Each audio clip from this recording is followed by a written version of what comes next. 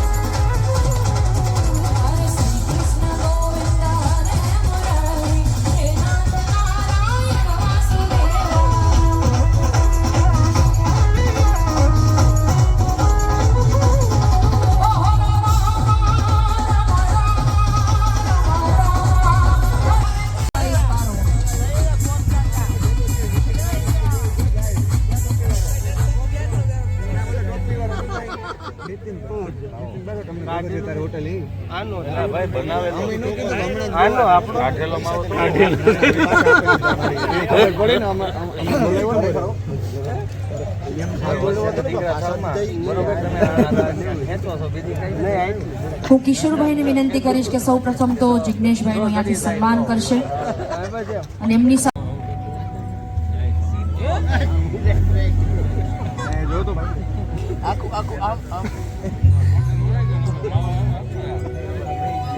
જોરદાર તાળીઓ થઈ જાય જિગ્નેશ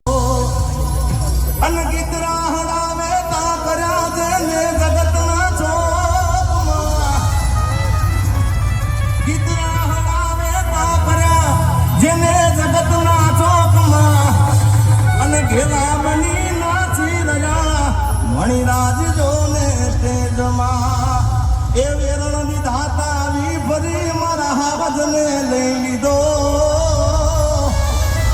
એ દનયા ઠમનો દાડલો જેદી કારમો દિવસ ગળો જેદી કારમો દિવસ ગળો એ અમારા આતંકવાદી વિક્રમભાઈ બધા છે તારે ખાલી બતાવો જય હો આ અને પાછો છેલ્લો ડાયરો માયા તન બેનો ભેગો ડાયરો મને ખૂબ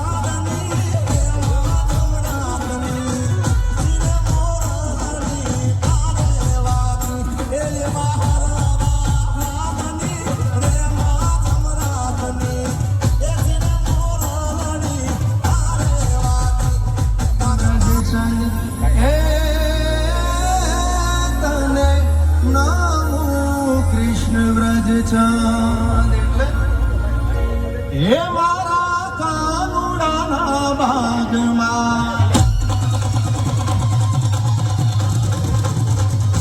એ મારા કાનુડાના બાગમાં ચંપો ને ચંપે આમ છે ફૂલતી રે એ સાહેબડીનો સાહેબ મારો આને નહીં કે બોલ કે મને તારા મારા કે મને તારા મારા કે મને તારા દલડા ઉદાસીમાં હોય બોલ કે મને તારા દલડા ઉદાસીમાં એ મારા કાનુડાના બાગમાં બાબન સિદ્ધાર વાકી શર્મા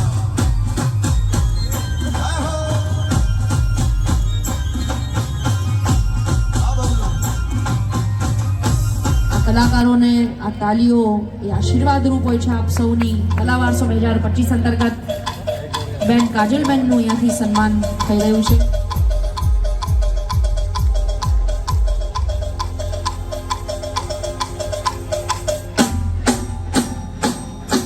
યસ ફ્રેન્ડ સાગર પટેલ આહા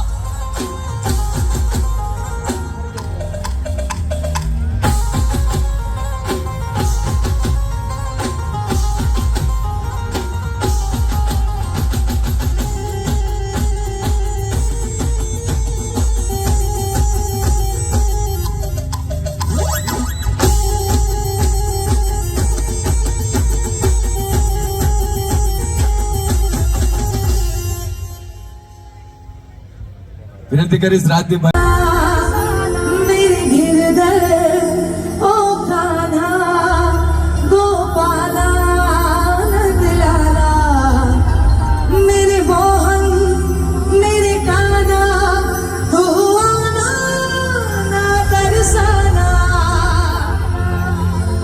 સ્ટુડિયો સરસ્વતીમાં મારું જોરદાર ગીત દ્વારિકાધીશ માટે 2 લાઈન ગાવી છે. પછી ઘણા બધા કલાકારો છે, બધાને આપણે હોબળવાના છે. એટલા માટે કાન્હા તારી બંસરી ના સૂર મને બહુ યાદ આવે છે. કાન્હા તારી બંસરી ના સૂર મને બહુ યાદ આવે છે. પાણી હો તમારી પાણી હો તમારી રે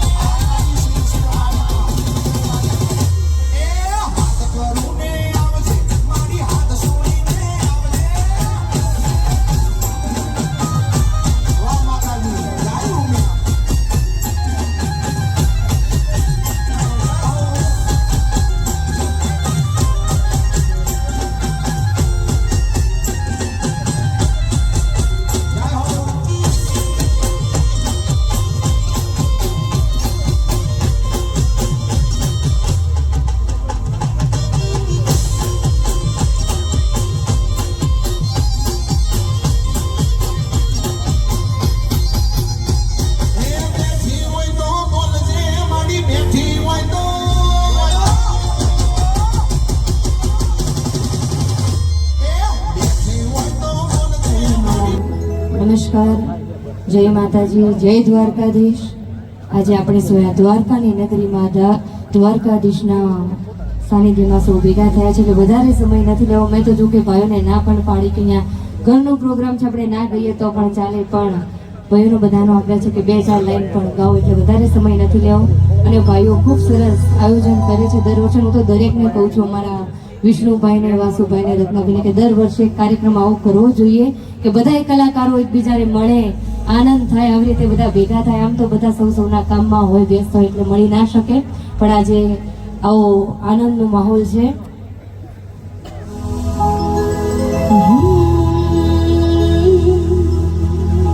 એટલે મારા પપ્પાના ઘણા બધા ચાહકો અને મિત્રો છે. જિગ્નેશભાઈ મારા પપ્પાને યાદ કર્યા, જો કે દરેક પ્રોગ્રામમાં ભાઈ યાદ કરે છે. તેમનો દિલથી ખૂબ ખૂબ આભાર માનું છું કે મારા પપ્પાના ઘણા બધા ચાહકો અને મિત્રો છે. એટલે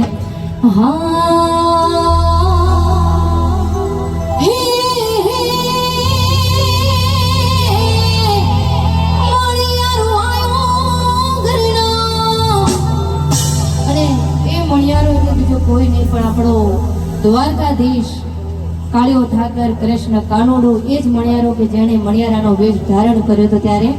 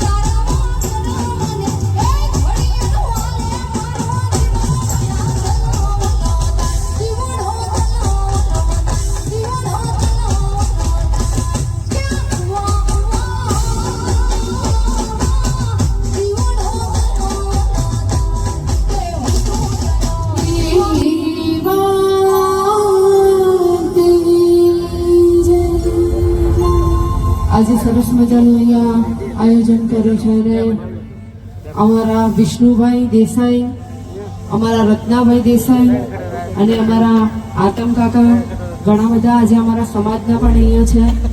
અને ખાસ અમારા વિષ્ણુભાઈનો ખૂબ ખૂબ આભાર માનું છું કે તેમણે પણ મને અહીંયા આમંત્રિત આપી છે.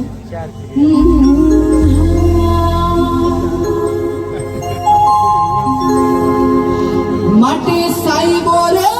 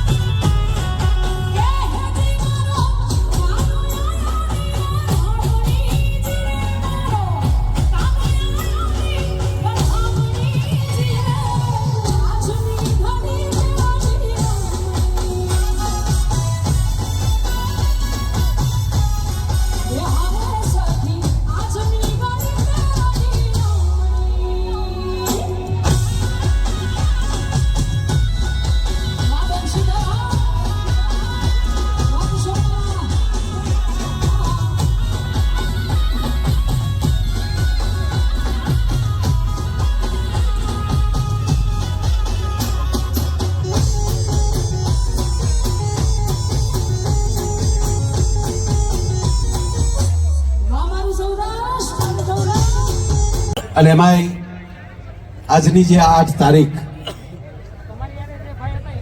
આવું સરસ મજાનું રૂડું આયોજન દ્વારકાને આંગણે થયું છે. અને આનંદની વાત એ છે કે લગભગ ગુજરાતના ખૂણે ખૂણેથી કોઈ કલાકાર બાકી નથી, લગભગ બધાએ હાજરી આપી છે. અહીંયા કેટલું ગવાય કેટલું બોલાય એ મહત્વનું નથી, પણ જેવી રીતે કુંભમાં સંતો ભેગા થાય એ જ રીતે આ એક કલા વારસો, એ બાને તમામ કલાકારો ભેગા થાય, એકાબીજીના પરિચયમાં તો હોય જ, પણ જે ભેગા રહે, ભેગા આજની રાતનો આવો રૂડો આયોજનમાં સાથે બેસવા મળે, એના માટે આ ત્રણેય મિત્રોને એકવાર જોરદાર તાળીઓના ગગડાટથી વધાવો. અને ગયા વર્ષે ભગવાન સોમનાથના સાનિધ્યમાં આવું રૂડું આયોજન કરેલું. આ વખતે કિશોરભાઈ બધાએ વાત કરી અને દ્વારકા નક્કી કર્યું. કિશોરભાઈ, આજનો અમુક વાત મારે કહેવી એટલી જ છે કે આજનો એવો ઉત્તમ દિવસ થયો છે કે દરેક કલાકારોએ ત્યારે સોમનાથમાં બધાએ ધજા ચડાવીને આજે દ્વારકાધીશ